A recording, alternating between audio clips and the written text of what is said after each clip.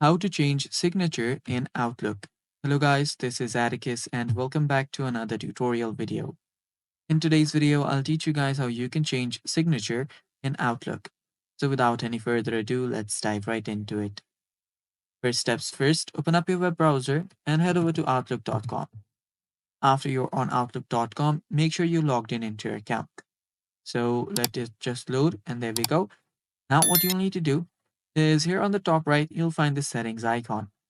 Tap on the settings icon, and on the settings icon, you will see different options right here on the left hand side. Tap on accounts, and under accounts, you'll find signature. Tap on signatures. After you're here, if you want to create a new signature, tap on new signature and just give it a name and then type in whatever you want.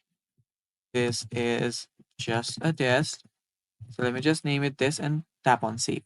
So with this, I've just created a new signature. Now, if I want to change a signature, let's say that I want to change the signature, my first signature. So just tap on this drop down button, tap on test, and now you can change this. So this is how you change it. Then simply tap on save, and it's basically that simple. And now you can select which signature that you want to use, and after that, you're just good to go. And that's how you change signature on Outlook.